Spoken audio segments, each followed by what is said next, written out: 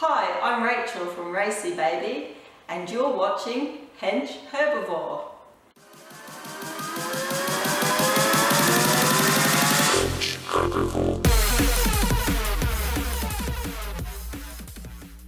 Hi, it's Paul from Hench Herbivore. I'm joined today with a very lovely guest, my good friend Rachel. Hi Rachel, how are you? I'm good, thank you, Paul. Fantastic. Thank you for having me. No, really lovely to have you on. So Rachel's a long-term listener to our channel, or viewer I should say. I think it was like number 123 or something. Really? Wow. Yeah. Wow. So Rachel's recently started her own channel. It's really great, Racey Baby. I'll leave a link in the description. Go and subscribe to her. Just amazing recipes. We've had pakoras, which we got from her channel for about the last week running, like every night. They're so delicious. I really love the humour on your channel too that comes through, Rachel, and just your amazing story of your health journey and how you've come so far, from some ill health, and you're still going through it, but you've had some real good benefits, which I think our viewers will be really interested in. So yeah, maybe we'll start there. So what illness has been affecting you? Okay, so currently I'm hypothyroid and I've got adrenal insufficiency, which has been going on for the past 4 years. And I have an underlying condition called Ehlers-Danlos syndrome, which, if people haven't heard of it before, is probably because it affects 1 in 15 to 1 in 50,000, and it's congenital, so it's incurable. Right. So yeah. Okay. But before all this happened, you were quite an athlete, weren't you? Well, I was into weight training. I mean, I've played sports since I was a young child, and I was very physical. I mean, when I actually got hit by the latest illness, I had a body fat of about 13%. Wow. So I was very lean, Yeah. very muscular, 2 sizes smaller than I currently am. Yeah. And yeah, different, very different. So Yeah. very active. Okay, and then how has the illness affected you since then? Well, basically, I've had to relearn how to live, basically. Yeah. So, how I do things, how I've changed how I eat quite a bit, and just my attitudes had to change, and I guess that's sort of part of the things that I've been trying to share with people since I started the channel is, help other people in my situation get to a better point, because when you're sick, you know that you can't continue to move forward with the way you've been doing things. You've got to switch it up a bit and become a better person, really. Yeah. So otherwise you're not going to get better. Yeah, exactly. Good on you. Now, I know one thing that we wanted to talk about, and it's a bit of a awkward subject for some people, but constipation. You were seriously constipated, weren't you, for a long time? Yes, I've had constipation since my early 20s, which, I'm getting on in the tooth now. So I guess it's about 25 years I had constipation. Wow. And, we're talking about hospitalisation, we're talking about A&E visits in 3 countries. I mean, I actually had a joke with one of the nurses.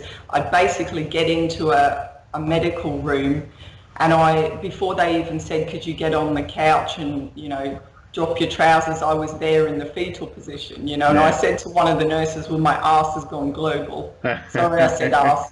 But, it was that, and I had operations, I've been on loads of different drugs. They recommended hypnosis at one point. Wow. My whole youth was blighted by it.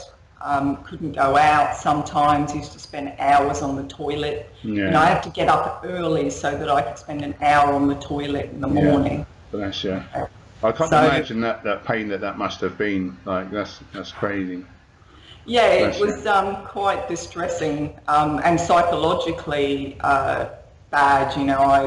I got very depressed, I got suicidal at one point. Wow. I suffered from bad anxiety. It was people make a joke about constipation, but when you're suffering from chronic constipation, it's no joke.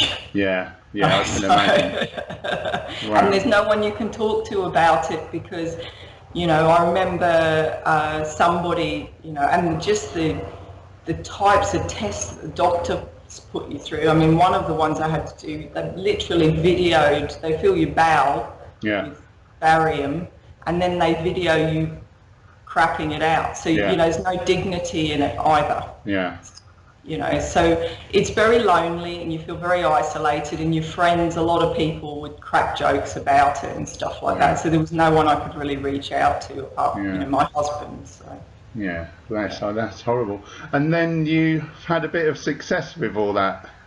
Well, yes. I mean, I spent 20 odd years, I've lost track of time to be honest, but a long time going to nutritionists and different doctors and gastroenterologists and proctologists and all these different people, operations later and drugs. And it was only when I became changed to a vegan diet, which was about 18 months ago, that things really started to sort of, even with hypothyroid, which makes your bowel sluggish in the first place, things just, you know, kind of got to a very manageable point, which it was like a miracle. And it wasn't something I expected. You know, 2 weeks in, I said to my husband, I said, I just can't believe this. No one tells you. Well, I think they don't know, do they? You know, they're not trained to, they're trained to just prescribe medications and surgeries and... And they put you on loads of drugs. I mean, I was on a drug which is only for women called prucalopride. And I think women have a problem because of hormones. They kind of, as I've learned since, you know, my hormonal problems, your hormones really drive your bowels in a lot of ways. So they have drugs for women. There's one called Resolor, which, you know, is bloody expensive if you have to buy it privately. It's like 150 quid a month or something. And I did that for a spell. And so they just pump you full of that, or antidepressants, because antidepressants, some of those serotonin reuptake inhibitors, they actually stimulate the bowel tube. So you get put on a whole cocktail of things, and then of course you use mechanical means, enemas and suppositories to kind of, you know, but it's a ridiculous situation that actually a dietary change. I mean, I never was a big meat eater or dairy or eggs, you know, very low, but just getting rid of those, and all of a sudden it's like, miracle cure. How cool is that? I really couldn't believe it. It's probably been the main benefit is just, I went from being an anxious, worried person every day to not thinking about my bowels, you know, which after such a long time is just, you know, if there was a person that invented the vegan diet, I would probably run away with them. And you know, it's been that big a deal for me. So. How fantastic! So that's like 100% cured then, is it? Well, yeah. I mean, I'm still hypothyroid, so I have a little bit of sluggishness occasionally, but there's nothing that, you know, doesn't take more than a couple of minutes to resolve. Wow. What a difference! So that is amazing. And with your other illness, has there been a bit of benefit? I mean, I imagine you've come a long way, have you, by the looks of you? Yeah, I mean, I've been hypothyroid, but not diagnosed for 4 years. So it's only the last 6 months that I actually got diagnosed. It just got overlooked by everyone, even though all the levels were wrong. They just, nobody, you know. So it's only recently. So I'm actually working with a functional medicine doctor. He's amazing with hormones and he knows what he's doing. So I just feel like I've got, you know, I'm starting to get my groove on again. So. Oh, how fantastic. Lovely. So you know, veganism changes your attitude towards things, and you know, and I think that's very freeing for people. Mentally. So. Now, I know in your videos you talk about your energy can be sort of quite up and down. Obviously, you've come a long way. What do you have any other things that you do on sort of low days that help you to feel better? Yes, I mean, I've got saunas and meditation and yoga, and actually really it's just your attitude that gets you through. It's kind of, okay, it's a day, you feel like a bit like crap, you know, tomorrow might be different and every day is different. And ultimately, you know, I'm happy, I've got a good relationship, and just I actually feel like I'm on for the ride now. So it's whatever happens, I just go with it. And that's the way I sort it out, you know, just go with the flow.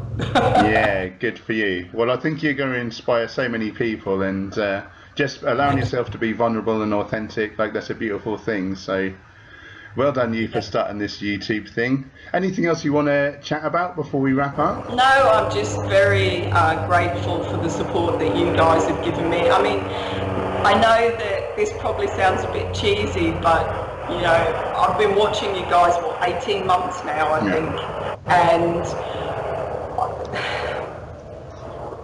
people like you and YouTube are the reason why I'm still here, because I went into some very dark places over the last, since I've been off work, which was 9 months ago. Right. And to be able to reach out to people like you when I'm sitting isolated at home and you reply to me, it meant everything. Oh, bless you. So, you no know, problem. I'm not trying to be cheesy, I'm not a cheesy person, but it really did. You know, you guys are amazing, and thank you. And likewise, and I guess now you'll be the next 10 Turbo Boy, you know, you'll be paying it forward to someone else by being brave enough to put yourself out there. Well, you know what I mean, Yeah, no, okay, so if people want to connect with you, where can they find you? Well, I'm on Instagram and Twitter. I've just started. I'm not very good at social media, so if anyone's got any ideas. I'm not the best, to be fair, I'm not the best. I'm still learning. My Instagram pictures, I take a picture and I think, oh, people are going to really like that, and they don't, or they like the ones that look like goo, basically. So I just take lots of pictures of goo. Yeah. But also, you know, my channel, which is kind of my main, well, it's a creative outlet for me, as you can probably see, and I want people to learn something, but also have a laugh. You know? I'm not a serious person. We need to keep positive and upbeat, don't we, you know? Yeah, exactly. I mean, yeah, it's a recipe video, but if you have a chuckle alongside it, then, you know, the job done as far as I'm concerned. Yeah. Well, really loving your work. Stay on the line. Shall we sign off the video and then I'll stop recording and we'll keep chatting? Do you want to do the sign off? Can you remember how I do it? Yes. So, go vegan for victory. And